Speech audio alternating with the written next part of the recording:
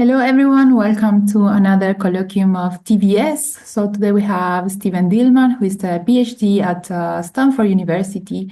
And today he will be talking about fast X-ray transient. So please, Stephen, take it away.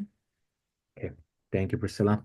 Yes, thanks a lot for having me, everyone. Yeah, as Priscilla said, I'll be talking about um, X-ray transients and how we use representation learning to find new X-ray transients in the Chandra archive, which also led to the discovery of a new extragalactic fast X-ray transient that I'll talk about at the end of the presentation. So these extragalactic fast X-ray transients, or in short, extragalactic FXTs, are relatively recently characterized types of high energy astronomical phenomena occurring outside our galaxy. They are brief but intense bursts of X-ray emissions that appear and disappear rapidly, some within seconds, some within hours. Their origin is extragalactic. Often they come from very distant galaxies, and unlike many X-ray sources, they don't have a persistent emission before or after the flare. They typically have high luminosities at the peak and are sometimes also associated with multi-wavelength counterparts. And there are multiple different possible origins for these extragalactic FXTs, including tidal disruption events involving a white dwarf and an intermediate mass black hole. In that case, the X-ray radiation is produced by the disruption and accretion of the compact white dwarf in the gravitational field of the black hole.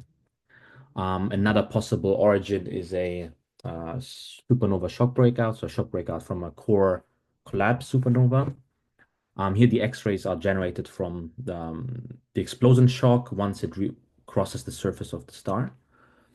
And they could also be a type of transient associated with a merger of a binary neutron star, where the X-rays are observed at an offset from the gamma ray jet. So, like, here's the gamma ray jet of the merger, and then at an offset, you can see the X-ray afterglow. But then again, there might be different origins like magnetoflares, or maybe even new types of astrophysical phenomena that could explain these extragalactic FXTs. There's only a few that have been like discovered so far. And yeah, it's still a very ongoing type of research domain. In our work, we looked at data from the Chandra X-ray telescope, which has been collecting X-ray data for over 20 years now. Chandra was designed for targeted narrow field observations of X-ray sources, but non-targeted sources like these serendipitous transients often simply just get stored in the large Chandra archive without further analysis. And that means that many potentially interesting detections remain unnoticed and hidden in the archive. But then in the last few years, a few intriguing extragalactic X-ray flares, but also dips, have been found almost by chance in older Chandra data. The first one here is an extragalactic X-ray flare, like the transient that I talked about. And it's a potential X-ray messenger from a binary neutron star merger. And this dip here in blue is the first candidate for an exoplanet found outside our galaxy. So the science question becomes, can we efficiently pick out other interesting transients in old archived Chandra observations? And we decided to use representation learning to answer this question. So what do I mean by representation learning? So astronomical data sets like the upcoming LSST survey are very complex, large, and high dimensional. And traditional methods for various sort of tasks often rely on more customized, sometimes inflexible methods. But a more flexible way of performing these tasks relies on using representation learning, which basically uses neural networks like autoencoders or transformers to extract meaningful and generalizable features from large data sets. And those features are encoded in a lower dimensional embedding space in which similar objects live close to each other and dissimilar objects further away from each other. So for example, here, when you start with some high dimensional data set that has like cats, dogs, and different colors and all that, a neural network can extract features and group them in a way where similar objects like these black cats, for example, live close to each other, red cats live close to each other, blue dogs live close to each other. And then these groups can be well separated from each other. So yeah, once you have these like learned representations, they can be used for a number of downstream tasks, like anomaly detection, similarity searches, unsupervised classification, and so on. So we will apply this approach to X-ray sources detected by Chandra, and we will specifically try to focus the learned representations to search for X-ray transients.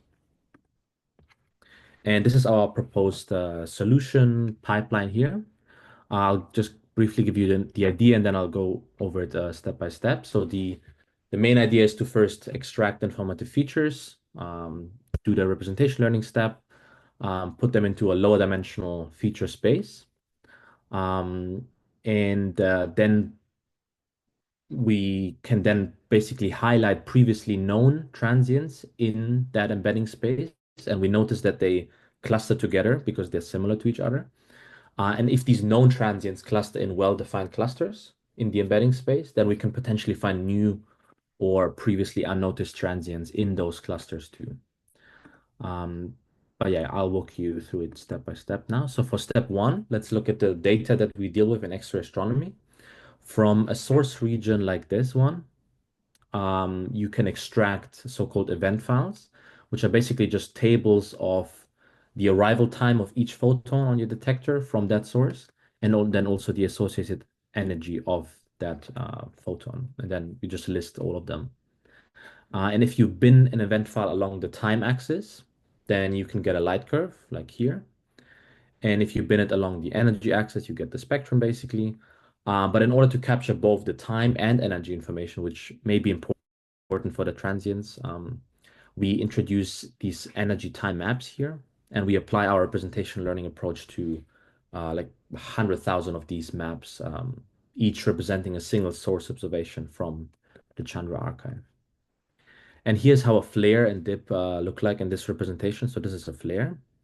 It looks like this. It's basically, it has the flare information, the temporal information, but then also it has this energy distribution along this axis as well. And then for a dip looks like this, like you have a brighter spot here basically for the dip. We also experimented with another type of event file representation where we extend these energy time maps that I just introduced by another axis, this DT axis, which is basically a proxy for the photon arrival rate. And then we go to step two, which is the actual representation learning step. So once we have these ET maps, the energy time maps, we want to extract informative low dimensional representations with an autoencoder, which is a neural network that consists of two parts, the encoder and decoder. The encoder takes the event file representations that I just introduced as an input, then maps them through a series of layers to a so-called latent vector that is lower dimensional. And then the decoder tries to take that low dimensional vector and reconstruct the original input. So for example, when we give this one as an input, it gets transferred into a lower dimensional vector here, and then we have basically the same network but flipped around, like mirrored, and that tries to reconstruct this input, and the output will then be this output, and it tries to match it basically. And yeah, by minimizing the reconstruction error between input and output, you can basically, yeah, you train the network in learning very meaningful, informative features in the latent space, in the bottleneck of the network.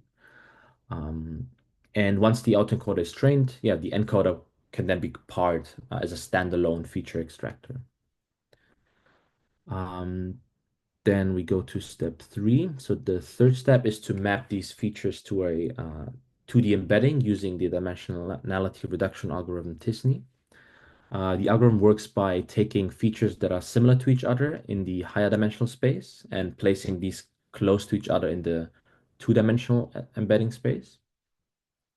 And if we color code those embeddings by certain astrophysical quantities, we can make some interesting observations. So for example, in the first plot here, we color code the embedding by the hardness ratio, which is basically the ratio between high energy, so-called hard photons, and low energy photons, so-called soft photons.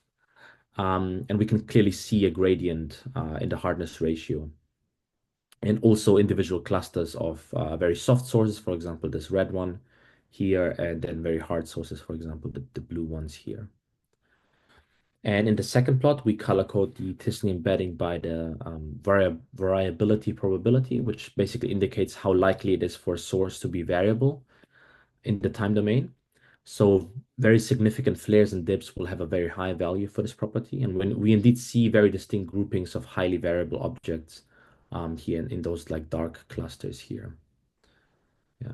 And this shows basically that our data representations and the different feature extraction and dimensionality reduction steps that we used were effective in capturing both the temporal and spectral information from the data. And the fourth step, basically the final step, or the second final step, is to separate the embeddings into different clusters. And in our case, we did it with the DBSCAN algorithm. I won't go over how it works exactly, but it basically finds clusters based on how densely packed the points are in the embedding space. And those are the resulting clusters. And now comes the important last step, which allows us to find new transients and build a catalog of X-ray flares and dips from the Chandra archive. So when we highlight previously discovered transients in our embedding space, like previously discovered by other authors, we notice that they occupy distinct clusters on the edges of the embedding space. And because those known transients live there, that means we can likely find other transients in the same clusters. So here's an example. The red points are all known extragalactic fast X-ray transients, like the ones that I introduced in the beginning, reported by other authors. And because these occupy these edge clusters here, we identify new transients by simply selecting exactly these flare dominated clusters here, and basically exploring it for more transients. And the same here, the red ones cluster all here. So we've defined these as new flare candidates, and the dips, the blue ones here, cluster in this cluster. So we define those as new dip candidates. And as a result of that, we find many interesting events, many of which are still not characterized. So the blue ones here correspond to dips, and the red ones correspond to flares. And here we have some examples of dips, for example, from low mass X-ray binaries, high mass X-ray binaries, and other types of binaries mostly. And here are a few examples of flares, for example, from eruptive variables, from pulsars, AGNs, young stars. A lot like young stars have a lot of flares. So most of the flares that we find are from young stars. We are like less interested in them, but we still include them in the catalog in case some other people are interested. And then we also find a number of pulsating sources like these, many of which show these quasi-periodic trends, like this one, for example. And yeah, the one most interesting discovery is a new extragalactic fast X-ray transient in a Chandra observation from 2020, where the target of the observation was this supernova remnant here in the Large Magellanic Cloud. But the observation by chance also captured this transient here, which went unnoticed for many years until now. We named it 2005-15 because I was observed in May 2020. And that's how it usually is named, or how those FXTs are named. Yeah, so here's the light curve binned with 20-second bins. It's extremely fast with an initial hard burst with a sharp rise and fall of at least 4 orders of magnitude, and that all in less than 10 seconds. And without any significant detection before the flare and without any after. That initial burst is then followed by a longer oscillating tail here, about like 800 seconds long. And as I said, the initial burst is very energetic. It's very hard, as you can see by this energy here. It's basically the start of the flare.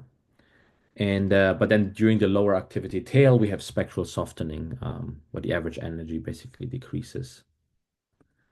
And the spectrum can either be fit with a power law or a black body model. The spectral slope of the power law model is 0.5, which is quite hard and could point towards a magnetar origin for the FXT. But if we model it with a black body temperature, or with a black body model, the temperature could point toward a thermonuclear X-ray burst. And we try to find other electromagnetic counterparts to the transient to see if we can, narrow down the origin and nature of the transient, but we could not find any optical or infrared counterparts. And also other high energy instruments did not pick it up. So it still remains a mystery to us what exactly the origin and nature of the transient is. Yeah, here's a little animation that shows the transient. So if you look here, and then this is the timer. So it really appears and disappears within 10 seconds. And there were no significant detections before or after. And yeah, you can see a research highlight by the Royal Astronomical Society of the discovery as well. And yeah, with that, I'll stop. Keep it short, but if you have any questions, ask me later. If you want to have a look at the paper, you can find it here with this QR code. And if you want to have a look at the code and the embedding exploration tool that I developed here, you can find it on the GitHub page here. But yeah, with that, I'll stop. And yeah, if you have any questions, just let me know. Thank you so much. This is very interesting and great use of resource, often misused resources. So it's actually great too. So yeah, thank you so much for presenting. Thank you. Thank you.